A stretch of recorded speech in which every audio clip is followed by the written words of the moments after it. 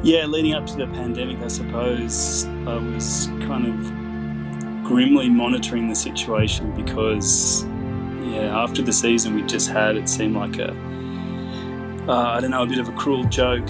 So to put it in context, we just lived through five, so-called once-in-a-lifetime events over the previous year. So we had storms, drought, bushfires, flood, and throw in a grasshopper plague for good measure. This is the Deep in the Weeds podcast. I'm Anthony Huckstep. Honeybees. Without them, we wouldn't be here. They are the world's most important pollinator of food crops. 1/3 of the food we consume each day relies on pollination, mainly by bees. But with drought, bushfires, floods, and a pandemic, what has the impact been on bees and the purest of ingredients, honey? Tim Malfroy is one of Australia's best honey producers and owner of Malfroy's Gold. Tim, how are you going? I'm good, mate. How are you? I'm good, thank you. It's been a pretty crazy period of time for all of us, but also producers in Australia that have had to deal with the elements leading up to the pandemic. Can you tell us what it's been like for you with the bushfires and the drought and the floods leading up to the pandemic? Sure. Yeah, it was. Leading up to the pandemic, I suppose I was kind of grimly monitoring the situation because, after the season we just had, it seemed like I don't know, a bit of a cruel joke. So to put it in context, we just lived through five, so-called once-in-a-lifetime events over the previous year. So we had storms, drought, bushfires, flood, and throw in a grasshopper plague for good measure. Wow. So it's easy to rattle them off like that, but each one of those events was the most extreme version in recorded history. We also had a family illness with our newborn last year who was in and out of hospital for 4 months. So it's been, a roller coaster ride, and I hate roller coasters. So we've been dealing with one thing after the other, and then the virus started overseas, and I think the first thing that we noticed was tourists stopped visiting the Blue Mountains. That's when we knew it was going to have a big impact on top of everything else we'd been dealing with. So that was probably around the end of January, maybe, which is usually a pretty busy time for us in terms of honey sales. And the bushfires had already had such a big impact on visitation to the mountains. And the fires weren't really kind of officially contained. I mean, they weren't put out, they were just contained in mid-January. And then so it was really one thing after the other, or rolling into the other, or they overlapped, because then the flooding kind of followed that. So we had them all happening all at once at one point. What impact does it have on what you do? Oh, well, there's kind of direct impacts in terms of the main fire in the Blue Mountains, the Gospers Mountain fire, which ended up becoming the largest fire ever recorded in Australia. That we were where that started, out in the Wollemi Wilderness, is right near some of our key apiaries. So we were kind of scrambling for maybe 12 weeks in total, just trying to move apiaries out of the fire front, working with RFS and property owners, and getting in there, raking apiaries, around apiaries, I should say, and relocating apiaries. Some of them we didn't get to in time. So then the fire moves through. We did have some losses, but because of the work that we'd put in, we managed to save pretty much everything. Some of them were saved, by emergency backburns, and some were saved by water bombing aircraft. So it got pretty hairy there. But I think just the scale of the fire and the length of the fire, like how long it burnt for, was kind of distressing. It went on for such a long time. And obviously you have the direct impacts of potentially losing, colonies and apiaries to the fire, but then there's indirect effects that follow it in terms of loss of forage for the bees. And the one that we noticed was just most of our retail markets in the Blue Mountains, people visiting the mountains and buying the honey we produce. And that just disappeared overnight. And then following that was the virus, which really kind of had a huge impact. So it was kind of waves of problems, I suppose. And the only thing that was really keeping us going after all that was the restaurant trade in Sydney, where most of our wild honeycomb is sold. And so once that was shut down, we were down about 90% or something in February in terms of sales. So the only thing I will say is that honey never spoils. So we can sit on honey; it never goes off. So I really feel for the producers that have a perishable product. At least we're in the position where we can just leave the honey on the hives, which is what we've done a lot of at the end of this season, or we anything that we've harvested can just be kept in storage. So there is that benefit with honey, but financially, is that something that you wouldn't be able to do for a long period of time? We run a fairly kind of low cost business. We don't have any employees. It's just myself, my wife Emma, and two children, and that's it. So we're able to kind of hunker down. It's winter now. We've got one more day of beekeeping, and then we're into winter, and we're just at home kind of doing winter work, which is melting beeswax and making beehives. We make our own hives from salvage timber and bottling honey. So we can kind of just hunker down and get on with that work at home, and hopefully as things kind of open up again, looking at September, October, then things will just gradually pick up from there. So yeah, but things were going really well for us. So it has been a little bit shocking to kind of see after dealing with a whole season of problems kind of in the field, with the beekeeping, to have the market kind of shut down afterwards that was pretty difficult. So you partake in natural beekeeping. Can you tell us what that is?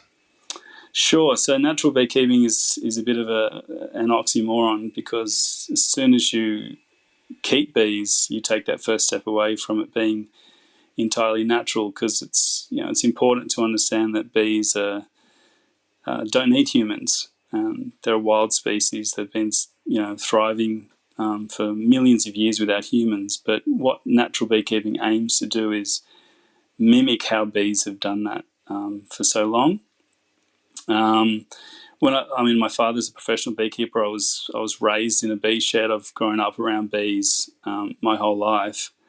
But what I realised when I started my own honey label was that not so much with my father, who's very, very natural in how he does conventional beekeeping, but the rest of the industry was going pretty hard in a very kind of industrial kind of direction. So the needs of the bee colony and the wants of the beekeeper were drifting further and further apart. So I really wanted to come up with a style of apiculture that was more about the bees, the health of the bees.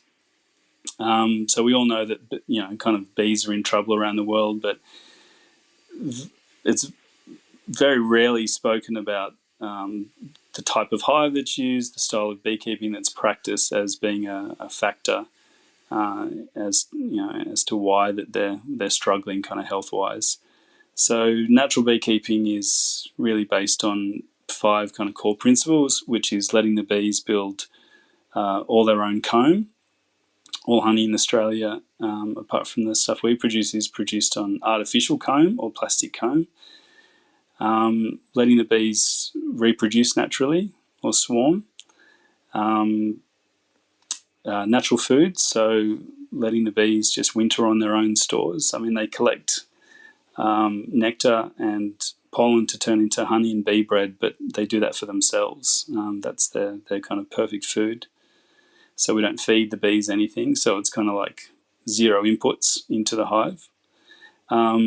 no chemicals, so we don't use any chemicals at any stage of the process, and minimal intervention. So it's important to use a style of hive that mimics a tree hollow and mimics what bees do in nature, so that you have minimal intervention in the hive. You allow the bees to make all the decisions. They're better at making decisions than humans are. So this natural process that you're talking about that you do to produce the honey, what is the resulting product of your work? How does it differ to other types of honey? Yeah, so it's we have a few different types of products. The one that we were supplying mostly into the restaurants in Sydney is wild honeycomb. So people ask, like, why is it wild honeycomb? What's the difference? The short answer is that wild honeycomb or wild honey has to come from wild bees. So we don't breed bees. The bees are actually collected from wild swarms in the Blue Mountains. And then the apiaries are located in a wild environment. We don't move the apiaries. They're located in one place to produce like a terroir honey. And then they have to be in a wild type hive, and that usually means a natural comb hive. So the wild honeycomb is produced entirely by the bees from scratch. We don't give the bees anything other than the little wooden sections to produce the honeycomb on a particular honey flow, which is a flowering event that may last weeks or months. And it's got a very pure flavour. It's very delicate texture. And the other product we produce that's gained a little bit of attention is the post-brood honey, which can only be produced from the warri hives that we use, and that is aged in the hive for about 4 to 5 years.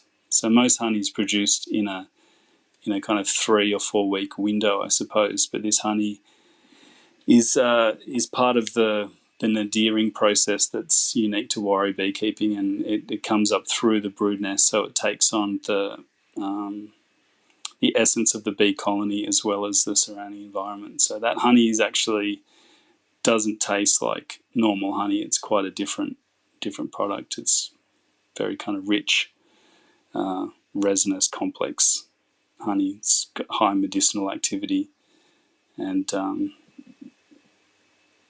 part of that comes from the aging process as it comes through the hive. Part of it comes from the environment where the apiary is located. Do you choose the location of the hives, or do the bees choose it for you? That's a good question. No, we do choose the locations because we need to be able to access the locations. I only use a ute, like a four-wheel drive ute, so I can access really isolated locations in the Blue Mountains. They're all on dirt tracks and hard to get to. So we pick places that. I mean, I grew up in the area, so I know the area well, and part of being a professional apiarist is you really need to know the flora of the area. What things are flowering at what times, what causes them to flower, the different climatic events that cause certain things to flower, the budding cycles. And that's kind of challenging because in the Blue Mountains there's over 100 species of just eucalypt trees, let alone all the understory and other things that are flowering. So we pick different areas for different reasons. So we have apiaries in the lower Blue Mountains, and then the upper Blue Mountains, which is quite different, and then in the central tablelands where we produce the yellow box and red stringy bark in the kind of vast high country woodlands out here. So they all produce or result in very distinct kind of different honey varieties. What is it that makes good honey? Well, if you're kind of entering honey into shows and things like that, there's kind of a judging, regime that you have to go along with. But we don't enter them anymore because our honey doesn't fit into any of the criteria. So because it's just too different. So I think good honey has to. I mean, honey's perfect in the hive. I mean, it's a perfect food. The bees make it perfectly. So the less you do to it, the better it is. I mean, honey is only degraded from as you take it out of the hive and start processing it. So part of our job is to do as little as possible. So that's why the wild honeycomb is so satisfying, because there's really no human hands have really been involved in producing it. It's produced entirely by the bees.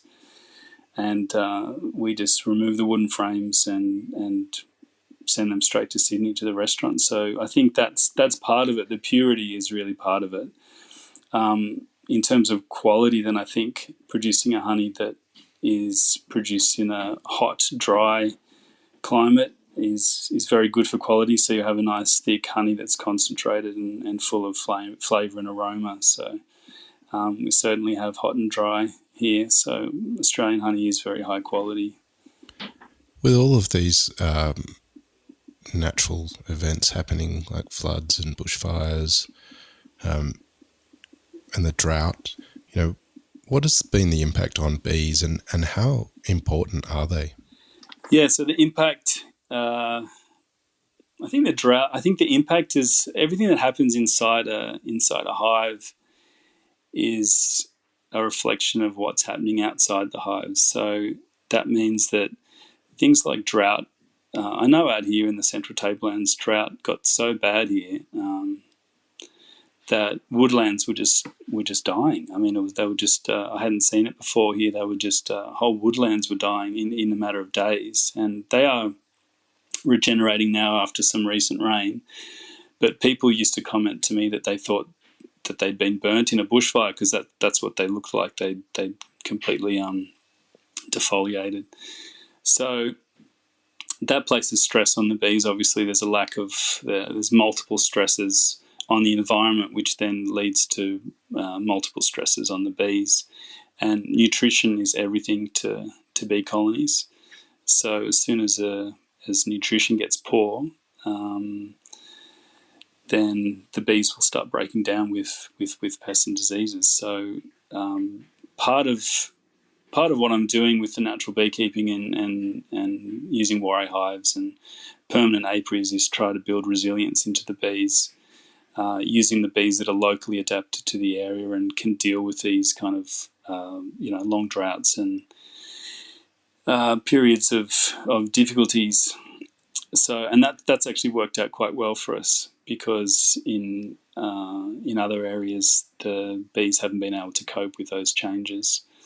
In terms of their importance, I mean, all bees are hugely important. I know honeybees really do get the credit a lot of the time, but in Sydney there's like over 300 species of native bees. Most of them are solitary, although there is the tetragonula carbonaria bee, which is the social bee that's endemic to the Sydney Basin. So there's a huge amount of work in the environment that's done by all types of bees, and those bees are coming under threat from everything from pesticides to urbanisation to the industrialisation of agriculture, along with all these climate change related events that are occurring more and more frequently. So I hope that answers your question. But yeah, I mean, they are important, and they are under stress. But the stress comes from we have a lot of people contacting us wanting to help the bees, but keeping bees is not really getting a hive and keeping bees is not that important actually in terms of helping the bees. I think where you buy your food and who you support in terms of the food supply chain and the type of farmers or producers that you're purchasing from, getting out there and planting trees and shrubs if you've got a garden is far more important than actually having a hive yourself. Now, we kind of know the importance for our own food industry of bees and the role that they play, but you got a lot of workmates in the form of bees. What do you find amazing about bees? Well, I mean, there's so much. I could tell them. How long have we got? As long as you want. Don't ask a beekeeper about how much they love bees. I mean, you'll never get them off the phone. I mean, it's I suppose for me, it's something. really humbling to work with honeybees. They're so resilient and so ancient. You're working with a superorganism, so they're kind of endlessly fascinating to work with. Particularly with the natural beekeeping that we do, you get to see that in kind of full flight, because you're letting them do what they've done for millions of years. So yeah, I mean, every day is amazing. You get to see amazing things, and they're kind of, I don't know, they're the central thread of my life, kind of from birth onwards. So it's not really work in the typical sense. And the other thing I will say is, it's not, for me, it's not just about the bees, even though that they're just amazing to work with. It's where the bees live. So it's getting to spend our lives in these beautiful wilderness locations in the Australian landscape is just so great. And the Australian landscape is so incredible and unique. And I think we, as a country, kind of take it for granted a lot of the time. So yeah, I think those two things. And then, at the end of that, a food arrives that's the culmination of the bees and the landscape together, like a snapshot of a flowering event that might not be repeated. So bees gather nectar from millions of blossoms and, magically transform it inside the colony into a medicinal food with amazing flavour that never spoils. So it's something to live for. It's getting a little bit colder. We're moving into winter. What happens to the hives and the bees during this period? Yeah, so in a cool climate like Canberra and the Central Tablelands, the bees go into a state of torpor. So there's kind of a little bit like hibernation. I mean, they're still flying. They fly above, let's say, 8 to 10 degrees if you've got wild bees. And so there will be a little bit of flight activity, but in cold climates, the queen stops laying. They go broodless. There's very little food in the environment for them, and the days are cold and short. So they don't kind of put their energy into gathering food. They put their energy into conserving heat, because they're not just a superorganism. They're a warmth organism too. So they use the honey as their fuel source to keep warm over winter. So it's, in this part of the world, it's a fairly quiet time for bee work. Although in the lower Blue Mountains, on the eastern side of the Blue Mountains, it's much warmer, and the bees will kind of continue, breeding and continuing on through the winter months. So we'll start up again down there in August probably.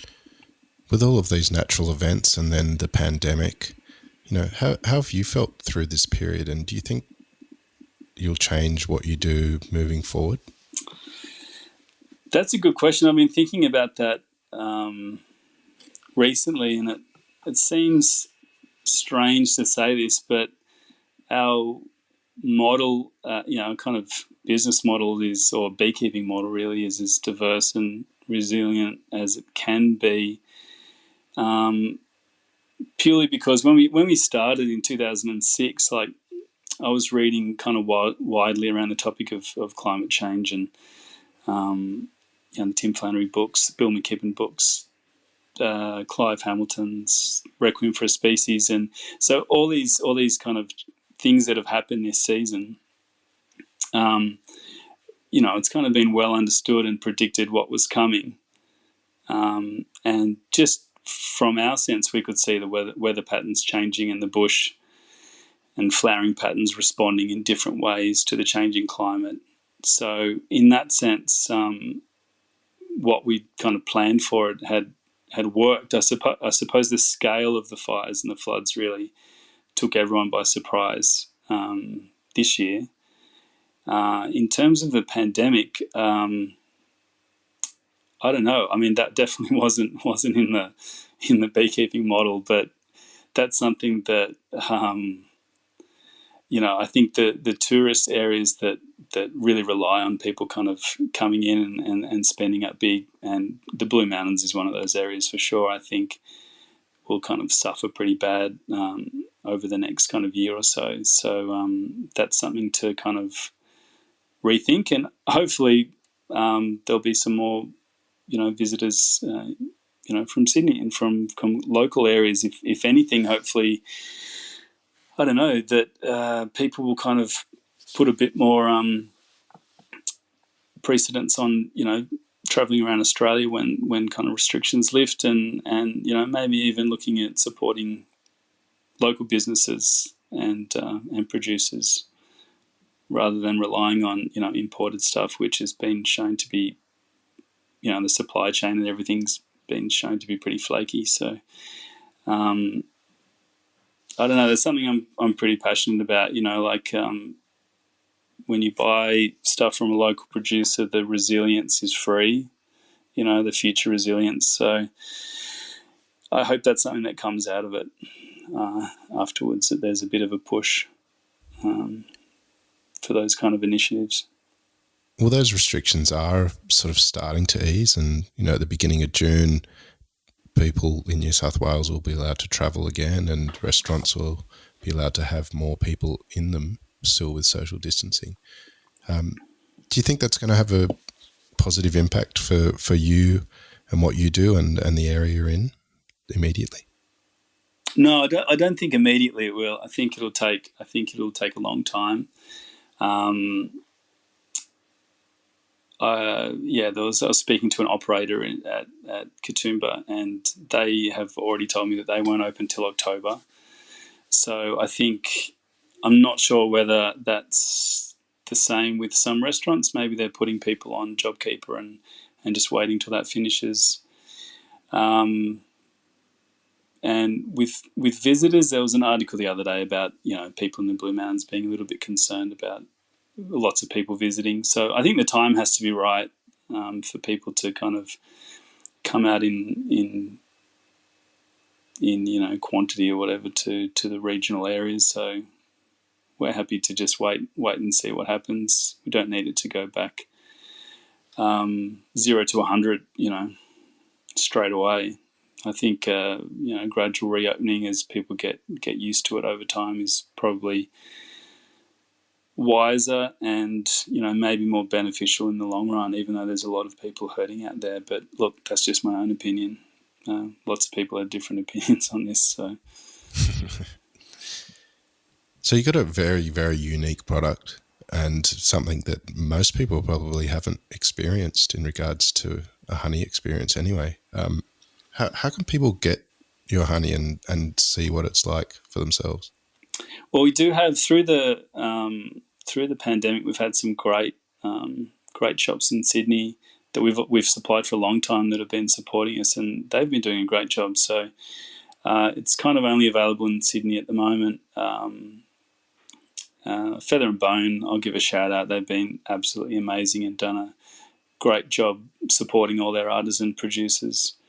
Iggy's Bread have the honey, and our distributor in Sydney, Two Providors, have done an amazing job, and they've been so good to work with.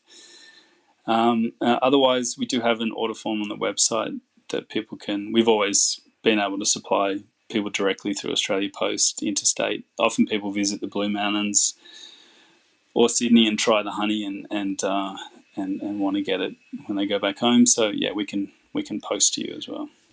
What do you think are some of the positives to come out of this situation that we're all in? I don't know. I mean, we're not out of it yet. I think it's every day. It seems to be new information, and goalposts keep changing. I know we're in a really lucky situation in Australia that things are restrictions are starting to ease a little bit. I don't know what I mentioned before about, at least with the hospitality sector. I think if there's a return to, I don't know, like a deeper connection between the chefs and the producers, and it's more transparent in that sense, and that restaurants are, I don't know, keen to relay the stories of where they're sourcing their produce, and be willing to kind of charge what they need to charge to make it a good financial proposition. I think that's there's been kind of murmurings about more of that happening over the last kind of few weeks, and I think that'll be a really positive thing, because I don't know, it's like chefs and restaurants are kind of the link between society and food producers. We're in a fairly isolated area here, and we're not always connected in that way. So, at their best, I think only good things come from that relationship, and that's kind of a rare thing to find. So, like, restaurants that support regenerative farmers create a flow-on positive effect to humans and environments in rural areas. And, the restaurants get benefit with the best, freshest produce, and they get to tell that story and educate their customers.